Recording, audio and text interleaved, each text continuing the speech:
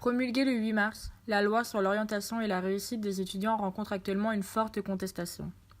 Sélection à l'entrée de l'université ou amélioration d'un système défaillant. Au cœur du blocage de plusieurs facs, la loi réformant l'accès à l'enseignement supérieur déchaîne les passions et fait l'objet de lectures diamétralement opposées.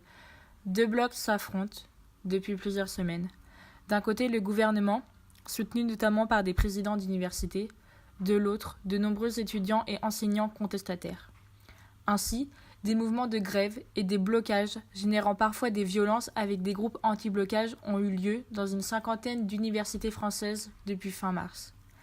L'année 2018-2019 verra l'afflux à l'université des enfants du baby-boom de l'an 2000, le nombre toujours croissant d'étudiants, la saturation de certaines filières et le taux d'échec important en première année universitaire représentent un véritable casse-tête pour les autorités et le corps professoral. La loi ORE, de la ministre de l'Enseignement supérieur Frédérique Vidal, a pour but premier et affiché de supprimer le tirage au sort. Le gouvernement espère également réduire le taux d'échec en première année qui avoisine les 60%. Le texte encadre la nouvelle plateforme d'orientation, Parcoursup, qui succède à Admission Post-Bac, souvent accusée d'être responsable de la mise au ban de milliers de jeunes bacheliers 2 années de suite. C'est là un point qui suscite le débat. Les universités pourront choisir, en examinant leur dossier, leurs futurs étudiants qui postulent à l'entrée de ces filières dites en tension. C'est alors ce tri des candidatures qui crée la révolte des étudiants depuis des mois.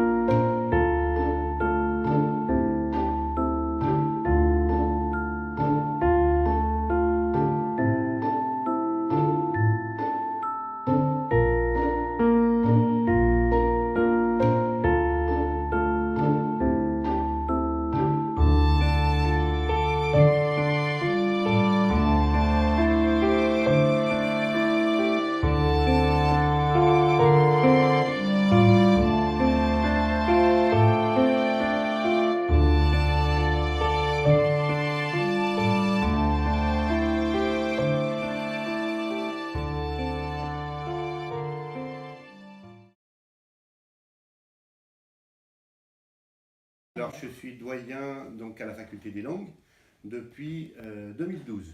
Je dirais oui, bien sûr, mais pas avec une grande différence. J'en ai déjà connu. Alors, en tant que doyen, peut-être pas tout à fait, plutôt en tant qu'enseignant. Mais celle-ci, cette manifestation, ce mouvement est particulier. Je le trouve très fort, très violent, pas forcément dans la forme, mais au moins dans l'esprit, et très inquiétant. C'est la première fois que je suis autant inquiet et que j'ai autant d'appréhension. Voilà. Alors, ça c'est justement assez complexe et assez facile en même temps. Pour moi, non. Ou au moins ce que les mouvements de grève ont produit n'est pas du tout en conformité ou à la hauteur de la loi. Alors, il y a je l'ai dit 10 fois, il y a une vigilance à avoir parce que la sélection à l'université, il faut la faire ou pas, j'en sais rien, mais de toute façon, il faut la faire avec beaucoup de prudence, de manière à ce que tout le monde puisse rentrer à l'université, tous les gens qui veulent, les gens qui ont les moyens intellectuels, à un moment ou à un autre, pas forcément tout de suite parce qu'ils arrivent, ils n'ont pas le bagage, ou un peu plus tard, quand ils ont réussi à trouver la vraie motivation et ils se sont dotés des éléments pour y arriver. Donc il faut avoir cette méfiance-là, mais je pense que la loi ORE ne vaut pas la peine parce que dans ORE, il y a réussite des étudiants. Et par exemple, nous ici, on va mettre oui à quasiment tout le monde et oui si à certains, c'est-à-dire qu'on va leur donner des éléments pour qu'ils puissent réussir. Donc on a préparé par exemple 3 modules supplémentaires de 2 heures et en fonction du dossier on va mettre 2 heures ou 4 heures ou 6 heures pour les étudiants. On va leur mettre de la rédaction, de l'anglais, du calcul pour les matières d'application pour les gens qui n'arrivent pas à franchir l'économie. On va leur donner des outils. Alors, oui, je pense, d'ailleurs, ils se sont bien fait entendre. Donc, mais mettre en danger le cursus, mettre en danger les examens, mettre en danger les personnes, déchirer les étudiants entre eux, donner une image déplorable de l'université publique, c'est très grave. Donc une université qui a des défauts, mais qui a aussi beaucoup de qualités. On est une des dernières maintenant à avoir des frais d'inscription assez bas. À avoir un accueil global. Ça ne veut pas dire qu'il faut de tous les étudiants ou presque. Ça ne veut pas dire qu'il ne faut pas lutter, mais il faut quand même reconnaître ça. Et sinon, la sélection, elle va se faire par l'argent. Les étudiants voudront plus, certains, ceux qui ont de l'argent, ne voudront plus aller à l'université, ils iront dans l'école privée, ils iront payer. Je l'ai déjà vu. Hein. Alors, on a évoqué 1 million, c'est le chiffre qui a été évoqué, c'est facile évoquer 1 million, dire 1 million. Alors au départ c'était un livre, une fleur, on a rajouté le barbecue après. C'est beau. Et c'était aussi pour un petit clin d'œil. D'ailleurs les bloqueurs ont fait un barbecue hier, on s'est demandé si vous nous avez pas copié. Donc en fait l'objectif c'était, il y en avait 2, c'était retrouver du lien avec les étudiants, essayer de les faire revenir. Donc pour leur parler, échanger sur notre vision du mouvement, sur les examens, sur se revoir. On s'est dit qu'on n'avait rien à perdre parce qu'on allait passer des moments sympas au soleil, où on allait manger ensemble. On a passé d'ailleurs plusieurs très bons moments. C'était l'objectif aussi de montrer aux bloqueurs qu'on était encore là, qu'on n'avait pas déserté l'univers. Donc c'est un barbecue comme les autres, on est arrivé avec notre matériel et on a vu tout de suite qu'il y avait de la tension.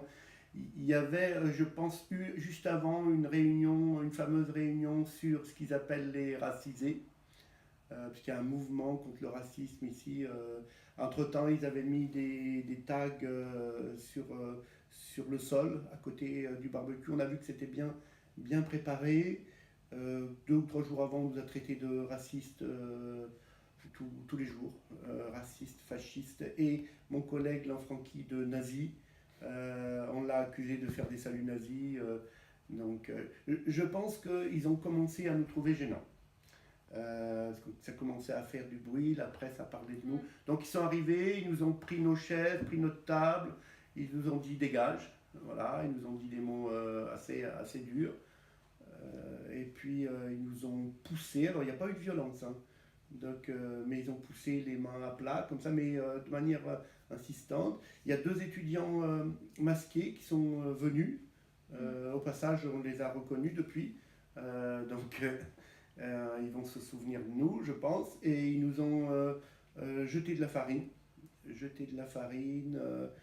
Un étudiant m'a craché dessus. Ils ont jeté de la farine sur 2 filles, des étudiantes, dont une a pleuré. Voilà, ils ont été assez violents. Il y a 2 ou 3 filles assez hystériques sur le fait qu'on était les racistes, les plus grands racistes de la Terre. Donc, dont une bonne partie à visage découvert. Voilà. Et petit à petit, ils nous ont poussés, ils ont pris nos affaires. Donc, ils ont emmené le barbecue, ils ont pris un panier de nourriture, ils ont mis de la farine dans la nourriture. Voilà, il y a une fille qui est venue, qui s'est mise juste à côté de moi, qui m'a mis de la farine partout, dans mon pull, voilà, qui a pris mon téléphone dans ma poche. Voilà, sous prétexte que je l'avais prise en photo, donc en disant qu'elle était mineure, qu'on ne prenait pas les mineurs en photo. Alors, je lui ai montré, donc devant témoin, que je n'avais pas prise en photo. Pourquoi je vais aller prendre une étudiante en photo, surtout en me faisant voir. Donc voilà. Et puis petit à petit, ça s'est terminé comme ça. Donc ils ont repris la place et voilà. Je pense qu'on n'a pas été d'accord entre nous, hein, donc assez vite. Certains ont voulu laisser les jeunes s'exprimer, pas se mêler du mouvement étudiant. Certains ont dit que ça faisait partie de leur cursus d'études de s'exprimer, de se mobiliser, de de se politiser, voilà, donc en sociaux, en histoire, par exemple. Et puis certains aussi ont pris parti contre la loi ORE, notamment chez nous aussi, il y a eu des enseignants chez nous qui ont pris parti contre. Donc il y a eu ces deux aspects et ils ont été assez permissifs vis-à-vis des étudiants. Quelque part pour l'occupation de la Censive, on leur a dit vous voulez la Censive, rentrez. On leur a même pas dit que c'était interdit de rentrer. Ils n'ont pas fait d'effraction, on les a laissés rentrer. C'est une façon avec des petits accords, vous laissez rentrer nos personnels et puis on vous laisse la Censive. Au final, les personnels n'ont pas pu rentrer, ils ont eu la Censive. Donc il y a eu ce regard vis-à-vis de la loi ORE et puis aussi on va dire la conception du public étudiant, une forme de tolérance vis-à-vis de la rage étudiante, du sentiment, peut-être aussi quelques enseignants qui ont été très contents qu'il y ait un troisième tour social à l'élection du président de la République. Il y a eu un petit peu tout ça. Il y a eu une forme de connivence et ici on ne l'a pas eu. Donc, est-ce que vous aussi vous êtes aussi mobilisés parce que vous avez reçu beaucoup de mails d'étudiants qui ne comprenaient pas, qui étaient un peu perdus et qui justement étaient...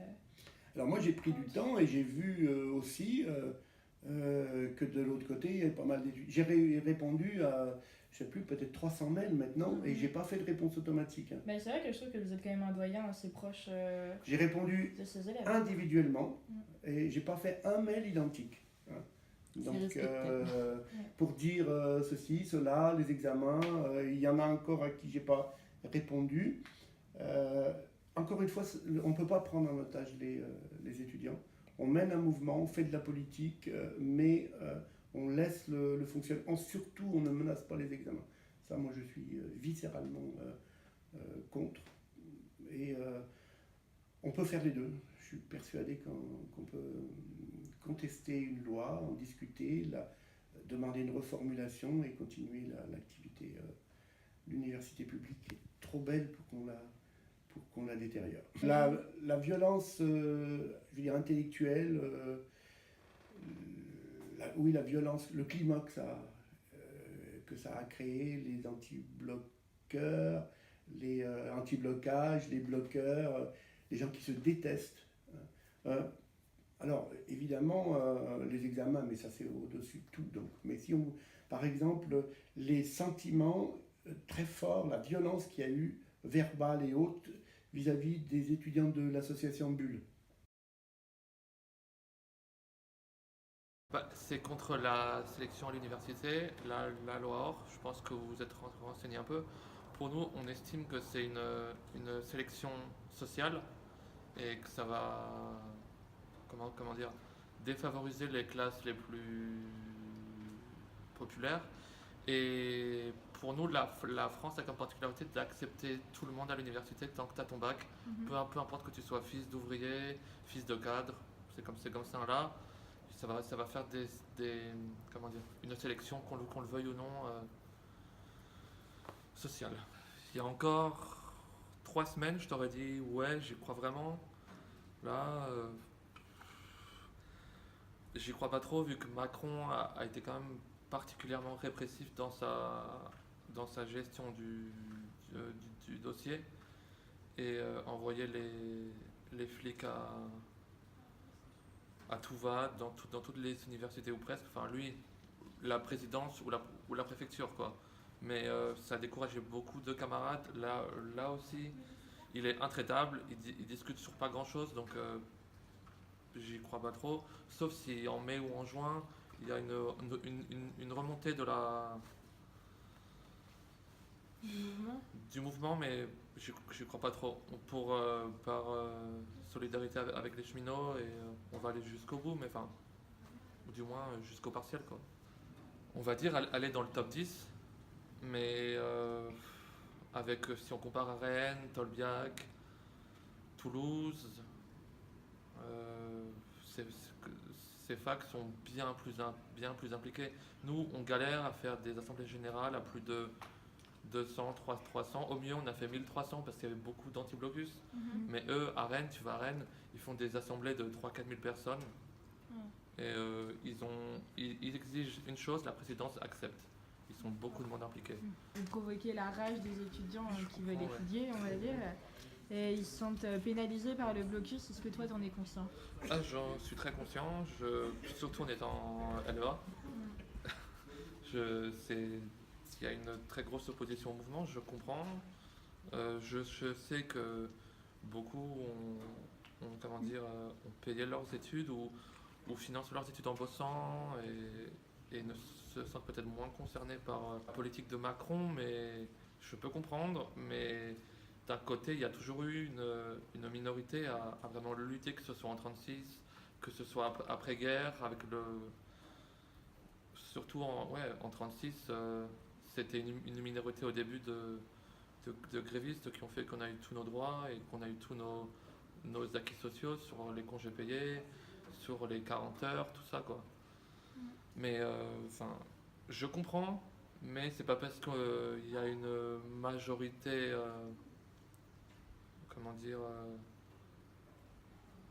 muette ou qui ne se montre pas ou du moins qui est contre le mouvement, que ça nous fera arrêter quoi. Parce que j'ai toujours été, j'ai au moins 10 ans de plus que la majorité des gens de L2 ici, mais j'ai toujours été une famille de gauche. Mes grands-parents responsables du Parti communiste dans le 17e arrondissement de Paris.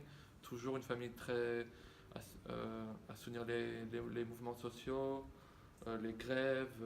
En 2006, on avait bloqué notre lycée contre le CPE sous Chirac. Donc dès que le mouvement a pris, je me suis senti très impliqué. D'un côté, on n'a pas grand-chose à apprendre. Vous vous êtes rendu compte que le deuxième semestre a été très court, mais je me suis tellement impliqué, être présent là tous les jours, matin et après-midi, que j'ai commencé à réviser il y a vraiment très peu de temps, quoi. Est-ce qu'on bloquerait en septembre? Je pense pas. Mais de toute façon, Macron est parti dans une cadence de réforme que si c'est pas contre la loi OR, ce sera contre autre chose. Pas forcément pour bloquer les cours, mais pour. On a formé un mouvement et on est en contact et on est prêt à faire d'autres actions en dehors de la fac. Ouais, il essaie de faire vivre le campus, même si c'est de son côté contre nous, mais je trouve ça bien. Je trouve bien de voir un doyen impliqué comme ça, même si c'est contre nous, mais il méritait pas un crachat sur lui comme ça. Du coup, donc, on va dire que tu blâmes les violences, les actes violents que ce soit tous les peut y avoir. gros, le surplus de tac un peu partout qui rend l'endroit un peu crade, je blâme aussi. Les violences, oui. Qu'on bloque, c'est une chose, mais sans violence, quoi. Il y a moyen de ne pas, en plus, provoquer cette même violence, quoi. Non, je pense que la police craint vachement la moindre blessure un minimum importante. S'il y avait un mort ou un blessé grave, il y aurait déjà à Nantes, serait dans la rue, les élèves se seraient super radicalisés, donc c'était impossible. Et puis on est sorti avant qu'ils arrivent, ils nous ont même pas touchés, on les a pas touchés, donc on peut plus y accéder. On peut plus rien occuper là.